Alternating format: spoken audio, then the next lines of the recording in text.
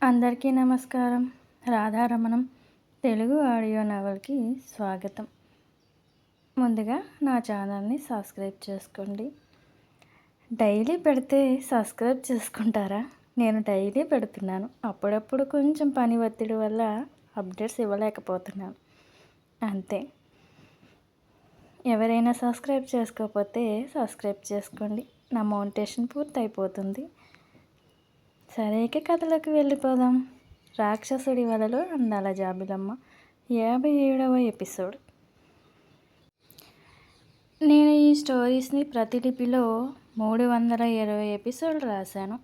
ఈ స్టోరీ కావాలంటే ప్రతిలిపి అనే యాప్ని డౌన్లోడ్ చేసుకుంటేనే మీకు ఆ లింక్ ఓపెన్ అవుతుంది.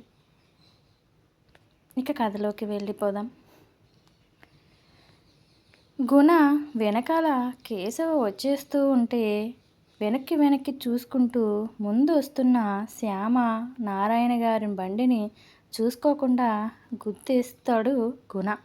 ఆ బండి మీద ఉన్న నారాయణ శ్యామని తీసుకుని వస్తూ ఉంటారు. గుణ అలా బండికి అడ్డంగా పడేసరికి ముగ్గురు కలిసి పక్కకి పడిపోతారు.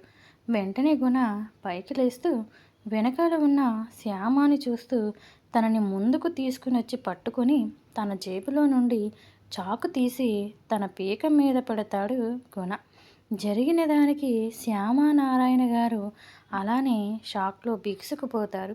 కానీ ఎదురుగా కేశవ కాలరుద్రుడిలా చేతిలో గన్ను పట్టుకొని కోపంగా నడుచుకుంటూ వస్తూ ఉంటే శ్యామ అలానే పెద్ద పెద్ద కళ్ళు వేసుకుని కేశవ వైపు భయంగా చూస్తూ ఉండిపోతుంది. గుణ ఆ చాకుని తన మెడ మీద గుచ్చుతూ కేశవుని చూస్తూ, నా దగ్గరికి వచ్చావో దీన్ని పొడిచి పడేస్తాను. ఇది నా చేతిలో చస్తుంది. మర్యాదగా నన్ను వదిలేసే అని అంటాడు. ఆ గుణకి ఆ శ్యామ ఎవరో తెలియదు. గుణ అలా బెదిరిస్తూ ఉంటాడు. నారాయణ శ్యామని గుణ అలా పట్టుకుని బెదిరిస్తూ ఉండేసరికి భయంతో, బాబు వద్దు బాబు, తనని వదిలేయండి, నా కూతుర్ని వదిలేయండి అని దండం పెడుతూ వేడుకుంటాడు నారాయణ.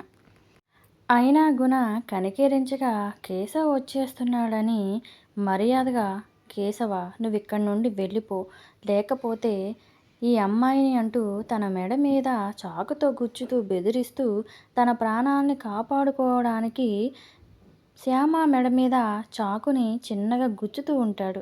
ఆ రక్తం వచ్చేస్తూ ఉంటుంది. కేశవ మళ్ళీ అదే సీన్ రిపీట్ అయ్యేసరికి శ్యామ మెడ మీద నుండి వస్తున్న రక్తాన్ని చూస్తూ కేశవ సంఖ్య తిరిగి వెంటనే గుణ చేతి మీద కాల్చేస్తాడు. గుణ చేతికి బుల్లెట్ తగిలేసరికి శ్యామని వదిలేసి తన చేతిని పట్టుకుంటూ శ్యామని కత్తితో పొడవాలని చూస్తాడు. మళ్ళీ వెంటనే కేశవ తన ఇంకొక చేతి మీద కాల్చేసరికి ఇంకొక చెయ్యిని పట్టుకుని, కేశవ నన్నేమైనా చేశావంటే నా అన్న నిన్ను విడిచిపెట్టడు. మర్యాదగా చెప్తున్నాను, నన్ను వదిలేసే. ఇక్కడితో నీ కుటుంబం బ్రతికిపోతుంది. లేదా అని గుణ కోపంగా కేశవని అంటూ ఉంటే, అసలు నువ్వు బ్రతికుంటేనే కదరా నా ఫ్యామిలీ జోలికి వచ్చేది అని కేశవ ఏమీ ఆలోచించకుండా వెంటనే గుణాన్ని పిట్టని కాల్చినట్టు కాల్చిపాడేస్తాడు కేశవ. ఆ హఠాత్ పరిణామానికి కేశవ చేసిన దానికి శ్యామ తన చెవులు కళ్ళు మూసుకుని అలానే వణికిపోతూ ఉంటుంది. ఆ శబ్దానికి గుణ వెంటనే వెనక్కి పడిపోయి రక్తపు మడుగులో చచ్చి పడినట్టు పడి ఉంటాడు గుణ. అంతే, శ్యామ కళ్ళు తెరిచి తన ఎదురుగా రక్తపు మడులో ఉన్న గుణాన్ని చూస్తూ శ్యామ తన నోటి మీద చెయ్యి వేసుకుని అలానే షాక్ అవుతూ కేశవ వైపు కోపంగా చూస్తూ, అసలు మీరు మనిషేనా? ఒక మనిషి ప్రాణాలంటే లెక్కలేదా? ఎందుకు ఇలా మనుషుల ప్రాణాలతో చెలగాటమాడుతూ ఉంటారు? ఇలా ప్రాణాలు తీయడం మీకు వెన్నతో పెట్టిన విద్యనా? అలా ఎలా ఒక మనిషిని చంపేస్తారు అని కోపంగా తను మొదటి రోజు ఈ ఊరిలో అడుగుపెట్టిన రోజు ఇలానే ఒక వ్యక్తిని కాల్చిపాడేసి ఉన్న కేశవని గుర్తు తెచ్చుకుంటూ ఈరోజు ఇంకొక వ్యక్తిని అలా కాల్చిపాడేసరికి శ్యామకి కళ్ళ వెంట నీళ్లు వచ్చేస్తూ కేశవ దగ్గరికి వెళ్ళి తన షర్టుని పట్టుకుని, "నీకు మనుషుల ప్రాణాలు తీయటం అంత సులువుగా ఉందా?" అని శ్యామ కేశవని కోపంగా అడుగుతూ ఉంటే, కేశవ శ్యామ తన షర్టు పట్టుకుని నిలదీస్తూ ఉండేసరికి శ్యామనే కన్నింగా నవ్వుతూ చూస్తూ ఉంటాడు కేశవ. పక్కనున్న నారాయణ గారు శ్యామ కేశవని అలా షర్టు పట్టుకుని నిలదీస్తూ ఉండేసరికి ఆయనలో భయం మొదలవుతుంది. వెంటనే నారాయణ భయంతో కేశవ శ్యామని ఏం చేస్తాడో అని ఆందోళన చెందుతూ వెంటనే శ్యామ అంటూ తన దగ్గరికి వచ్చి తన చేతుల్ని విడిపిస్తూ, "అమ్మ శ్యామ, నువ్వేం చేస్తున్నావు? ముందు ఆ బాబు షర్టు వదులు. తను అలా చేశాడంటే ఏదో కారణం ఉంటుంది. నువ్వు కేశవ బాబుని తప్పుగా అర్థం చేసుకుంటున్నావు" అని నారాయణ గారు చెబుతూ ఉన్న శ్యామ నారాయణ గారి వైపు చూస్తూ, "ఏంటి పెదనాన్న, మనుషుల ప్రాణాలు తీయడం తప్పు కాదా? అప్పుడే ఈయన ఇలా చెయ్యడం ఇది రెండోసారి. నీకు అర్థం కావడం లేదా?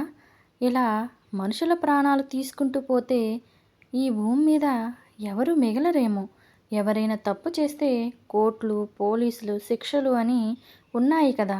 తప్పు చేస్తే పోలీసులకు అప్పచెప్పాలి. అంతేగాని అతను తప్పు చేశాడని ఇలాగని గన్‌తో షూట్ చేసి చంపేయడం ఏంటి పెదనాన్న" అని కోపంగా కేశవని నిలదీస్తూ అడుగుతూ ఉంటే, కేశవ శ్యామని తనని అలా నిలదీస్తూ ఉన్న కేశవ ఏమీ పట్టించుకోడు. తన బుర్రలోకి కూడా ఏమీ ఎక్కవు. ఎందుకంటే శ్యామని చూసి చాలా రోజులైపోతుంది. తన స్పర్శ తగిలి చాలా రోజులవుతున్నాయి. అందుకే శ్యామ మాట్లాడుతూ ఉంటే అలానే చూస్తూ ఉంటాడు. అలానే వింటూ ఉంటాడు. తన పెదవులపై తన చేతుల వైపే చూస్తూ శ్యామ తన షర్ట్ కాలర్ పట్టుకుని అడుగుతూ ఉండేసరికి అక్కడ నారాయణ కేశవ మౌనంగా ఉండేసరికి నారాయణ అలానే చూస్తూ కేశవ మౌనంలో ఏదో భయం కలుగుతూ ఉంటే అలానే చూస్తూ ఉంటాడు నారాయణ. కేశవ శ్యామనే నవ్వుతూ చూస్తూ, "నిన్ను నాకు ఎదురు పడవద్దు అని చెప్పాగా, కానీ నా ఎదురుగా నా షర్టు కాలర్ పట్టుకుని మరీ నన్నే అడుగుతున్నావా?" అంటూ తన చేతుల మీద ముద్దు పెడతాడు కేశవ. శ్యామ కేశవ అలా చేసేసరికి భయంతో కేశవ కాలర్ని వదిలేస్తూ ఉంటుంది. కేశవ శ్యామని చూస్తూ తన కనురెప్పలు ఎగరేస్తూ శ్యామనే ఏంటి అన్నట్టు చూస్తాడు. శ్యామ కేశవని కోపంగా చూస్తూ ఉంటుంది. కేశవ అంటున్న మాటలకు నారాయణ కేశవకి శ్యామ ఎదురు పడితే కేశవలో వచ్చే మార్పుని చూస్తూ, శ్యామ కేశవ అన్యాయంగా ఎవరి ప్రాణాలు తీయరు. నువ్వు ఆవేశపడి నోరు జారకు శ్యామ అని హెచ్చరిస్తూ ఉంటారు నారాయణ గారు.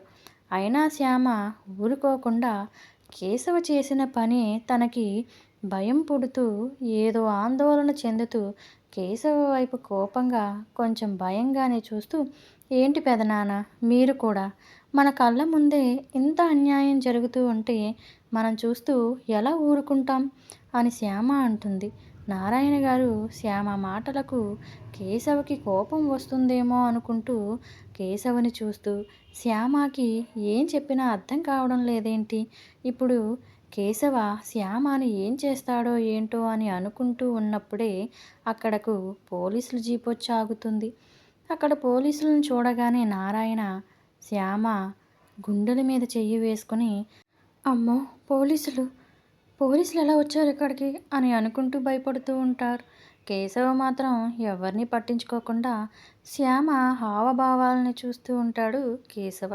ఆ పోలీసులు అక్కడ జరిగేదంతా చూస్తూ వాళ్ళ దగ్గరగా నడుచుకుంటూ వచ్చి శ్యామని చూస్తూ, అక్కడ పడి ఉన్న గుణాన్ని చూస్తూ, అందులో ఉన్న ఒక పోలీస్ ఇన్స్పెక్టర్ మొన్న తన దగ్గరికి వెళ్ళి గుణ అంటూ కంగారుగా తన ఒడిలోకి తీసుకుని లేపుతూ తన ముక్కు దగ్గర చెయ్యి పెట్టేసరికి ఊపిరి లేనట్టుగా అనిపిస్తూ ఉంటే, అంతే గుణ చచ్చిపోయాడని ఆ పోలీస్ ఆఫీసర్ నిర్ధారణ చేసి అక్కడే నిలబడి ఉన్న కేశవని కోపంగా చూస్తూ, "ఇన్నాళ్ళకి దొరికావురా" అని కేశవని అంటూ ఓ పక్కన గుణ చనిపోయాడన్న బాధ ఉన్న కేశవ దొరికినందుకు ఆనందపడుతూ ఉంటాడు ఆ ఇన్స్పెక్టర్.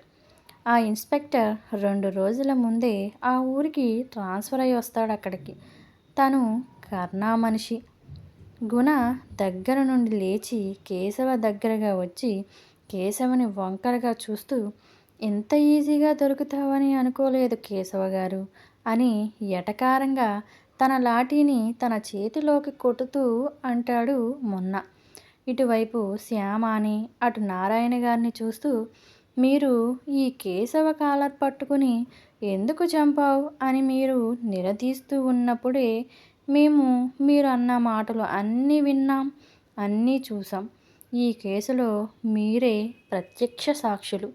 ఎందుకంటే మీ కళ్ళ ముందే ఈ వ్యక్తిని కాల్చి చంపడం మీరు చూశారు" అని పోలీస్ ఆఫీసర్ మొన్న తన జేబులో నుండి సంకెళ్ళు తీస్తూ చెప్పుతూ ఉండేసరికి నారాయణ, శ్యామ షాక్ అయి చూస్తూ ఉంటారు. ఇతన్ని అరెస్టు చేస్తున్నామని కేశవకి సంకెళ్ళు వేస్తూ ఉంటే శ్యామ, నారాయణ గారు అలానే బాధగా చూస్తూ ఉండిపోతారు. కేశవని చూస్తూ ఉంటారు. నారాయణ సార్ అంటూ ఏదో చెబుతుంటే, "నేనిక్కడ జరిగింది మొత్తం అంతా చూశాను సార్. ఏం జరిగిందో కూడా నాకు తెలుసు. ఇక మీరు ఏమీ చెప్పనవసరం లేదు. ఏదైనా ఉంటే కోర్టులో తేల్చుకుందాం" అని చెబుతాడు మొన్న. కేశవ ఆ ఇన్స్పెక్టర్‌ని కన్నింగా చూస్తూ, "పర్వాలేదే, వచ్చి రాగానే నీ పోలీస్ జాబ్‌కి బానే న్యాయం చేస్తున్నావు" అని ఇన్స్పెక్టర్ మొన్నాని చూస్తూ వంకరగా నవ్వుతూ అంటాడు కేశవ. మొన్న కేశవ్‌కి సంకెళ్ళు వేద్దామని తన దగ్గరకు వస్తూ ఉంటాడు. శ్యామ వచ్చే ఎపిసోడ్‌లో ఏం జరిగిందో తెలుసుకుందాం. కొనసాగుతూ ఉంటుంది. నా స్టోరీ ఎలా ఉందో మీ కామెంట్స్‌తో అభిప్రాయాన్ని తెలపండి. అలానే ఎవరైనా సబ్స్క్రైబ్ చేసుకోకపోతే సబ్స్క్రైబ్ చేయండి. అలానే హైప్ చేయండి, లైక్ చేయండి. ఈ స్టోరీ ముందుగానే చదవాలనుకుంటే ప్రతిలిపి అనే యాప్‌ని డౌన్లోడ్ చేసుకుని చదివేయండి. నమస్తే.